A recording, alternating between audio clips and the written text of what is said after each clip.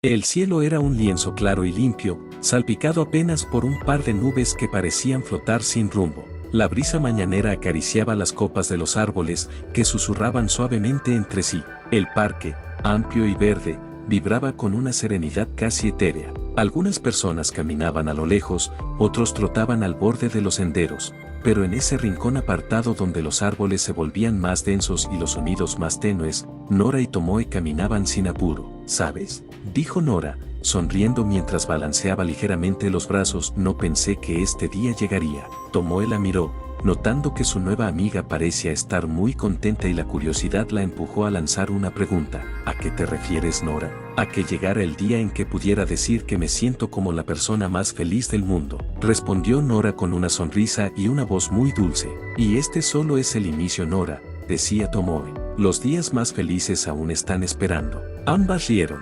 compartiendo una complicidad que no necesitaba palabras. El tiempo había pasado sin que se dieran cuenta, todo era tan alegre que parecía mágico, y ninguna mostraba señales de querer que el momento terminara. Se movían como si el resto del mundo no importara, pero ese momento lleno de alegría no duraría para siempre. Oculto entre las sombras que proyectaban los árboles más viejos, alguien las estaba observando sin perderles de vista, atento a cada movimiento que ellas hacían, y además, todo se lo informaba a un sujeto, alguien que desde las sombras había encontrado lo que tanto buscaba. Y así como un depredador caza a su presa, él no dejaría que el objetivo de su búsqueda se le volviera a escapar. El sol brillaba con fuerza sobre la costa, haciendo que el mar cercano resplandeciera con reflejos dorados. Una suave brisa marina arrastraba el aroma salino hacia el campo abierto donde comenzaban los caminos de tierra que bordeaban la ciudad. Y en medio de ese paisaje veraniego, Iki observa su celular. Una sonrisa genuina se le dibujaba en su rostro, mientras observaba una imagen en la pantalla. Nora y Tomoe, captadas en un momento espontáneo, riendo, con unos verdes árboles de fondo abrazados por la luz de la mañana. Una escena simple, pero cálida, importante para él. A su lado, Echidna lo observaba con los ojos entrecerrados. Vestía de negro como siempre, aunque la luz del día suavizaba su figura siniestra. Sus brazos cruzados, y su sombra, alargada por el sol matutino, parecía una grieta sobre la hierba. ¿De verdad sonríes por eso?, dijo con voz suave, como si hablara a un niño iluso. No deja de sorprenderme que aceptes tan fácilmente a Nora. Iki levantó la mirada, aún con el brillo de la foto reflejado en sus ojos. ¿Qué tiene de malo? Mira esa sonrisa, se llevan bien. Tomoe también confía en ella. Nora está intentando vivir una vida normal. Intentando, repitió la bruja con una ceja arqueada. No te hagas el ciego, Iki. Nora no es un ser común. Es una quimera, una creación artificial. Y no solo eso, fue moldeada a partir de la esencia de Noutin. ¿Lo olvidas? Iki guardó el celular lentamente, pero no perdió su calma. No lo olvido. Sé bien de dónde viene, pero también sé quién es ahora. No la juzgo por su origen. La juzgo por lo que ha hecho, por cómo actúa, y por lo que siente. Ella tiene corazón, y ha demostrado más humanidad que muchos. Echidna lo miró fijamente, con una mezcla de incredulidad y leve frustración. Ojalá tengas razón, porque si estás equivocado, si ella cae, si esa oscuridad despierta, tú estarás en medio, y no siempre podré advertirte a tiempo. Iki la miró con una determinación tranquila en los ojos. Confío en Nora, porque no quiere ser como esa némesis. El viento sopló más fuerte por un instante, agitando el cabello de Echidna y el cabello de Iki. La bruja lo observó por un segundo más, luego desvió la vista hacia el horizonte, donde el mar y el cielo se fundían. Eres más testarudo de lo que pareces, murmuró, con una leve sonrisa que se desvaneció casi al instante. Muy bien, veamos entonces qué tan lejos llega esa fe tuya. Y juntos, siguieron hablando mientras caminaban dejando atrás esa ciudad, ajena a las sombras que aún podían surgir bajo el sol. Mientras tanto, el día seguía avanzando. Tomoe y Nora caminaban por una calle menos transitada, rumbo a casa después de una salida tranquila. Pero Tomoe sentía algo más, una presencia, una insistencia sutil, como una sombra que no correspondía a ningún cuerpo bajo el sol. ¿Te sucede algo?, preguntó Nora, al notar la mirada inquieta de su amiga. Tomoe no respondió al instante. Estaba concentrada. Lo había escuchado varias veces, pasos pausados, imitando el ritmo de las suelas de ellas contra el pavimento, demasiado constantes, demasiado calculados. Cambiemos de camino, dijo finalmente, sin perder la calma. Tomó la mano de Nora con naturalidad. Por aquí, pero eso nos aleja de casa, preguntaba Nora. Lo sé, solo, hazme caso, le respondía Tomoe en un tono muy serio. Caminaron un par de cuadras más hasta que Tomoe se desvió hacia un área más industrial. Viejas estructuras oxidadas y un silencio distinto, más denso. Se detuvo frente a un edificio abandonado. Entré o seguí. ¿Estás segura?, preguntó Nora, empezando a notar el mismo escalofrío que Tomoe sentía desde antes. Solo por un momento, cruzaron el umbral. El interior de un viejo edificio estaba vacío, salvo por las abandonadas estructuras y rayos de luz que se filtraban por las rendijas del techo. El aire estaba cargado de polvo y eco. Tomoe se detuvo al centro del espacio y giró, con la voz más firme que Nora le había escuchado en todo el día. Sé que nos estás siguiendo. Sal de una vez.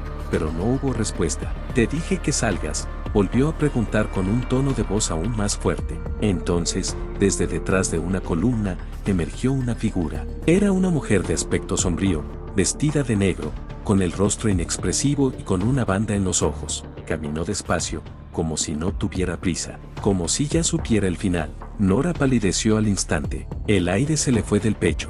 No, susurró, dando un paso atrás. Es ella. Yo la vi en ese lugar. Ella estaba allí cuando. No terminó la frase. No podía. La imagen de aquel sitio donde había estado cautiva aún la perseguía en sueños. Y ahora estaba despierta, y la pesadilla había venido a buscarla. La mujer se detuvo a unos metros. Número 247. Nos costó encontrarte. Es hora de regresar. Ella no va a ninguna parte contigo, dijo Tomoe, dando un paso al frente. No tienes idea de con quién estás hablando, respondió la mujer, sin alterar el tono. Y tú no tienes idea de hasta dónde llegaría por protegerla, dijo Tomoe, con los ojos fijos, desafiantes. No volverás a tocarla, nunca más. La mujer la miró en silencio. Un segundo, luego otro. Finalmente, asintió apenas, como si tomara nota mental del obstáculo. No dijo nada más, pero Tomoe presentía que atacaría.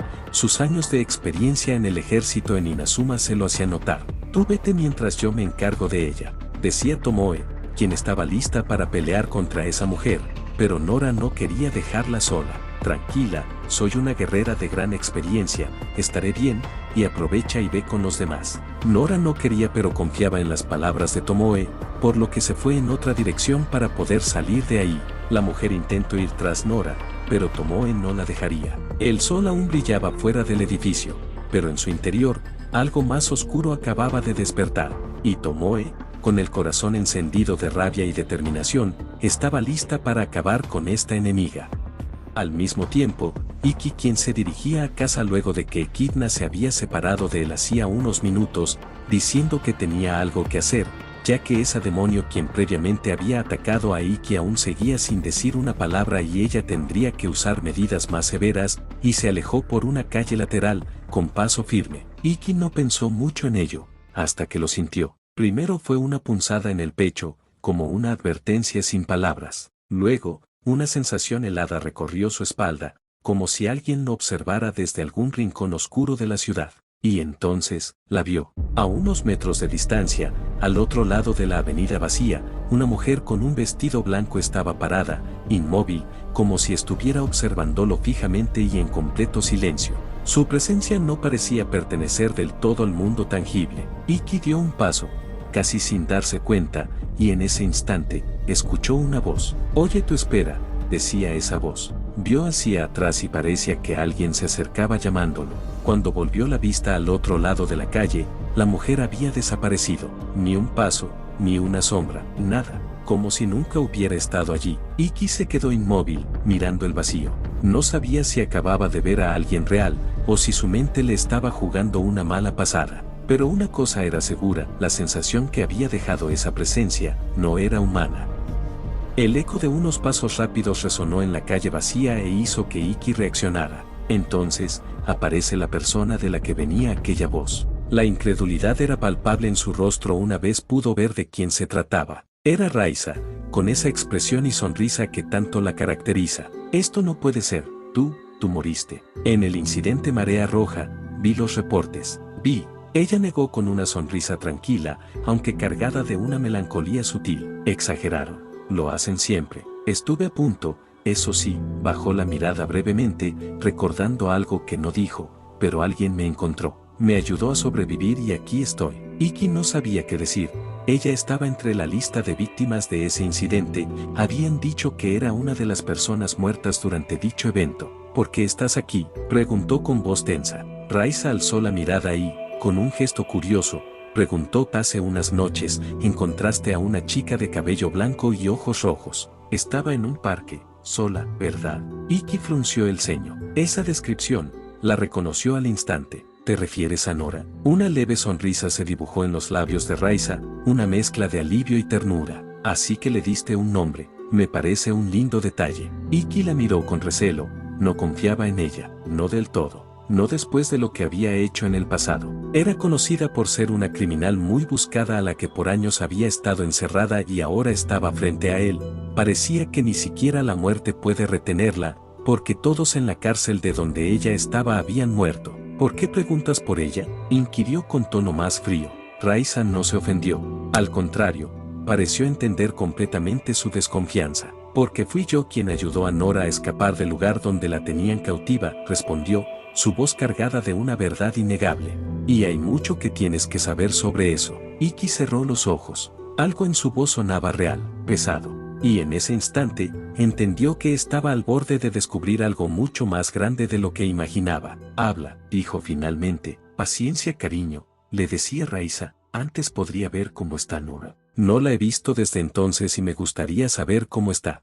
Pero en ese momento, el celular de Iki vibró con insistencia en su bolsillo, y al sacarlo vio que se trataba de Nora. Nora, contestó de inmediato. Del otro lado se escuchó su respiración agitada, temblorosa. Iki, necesito ayuda, dijo con voz quebrada.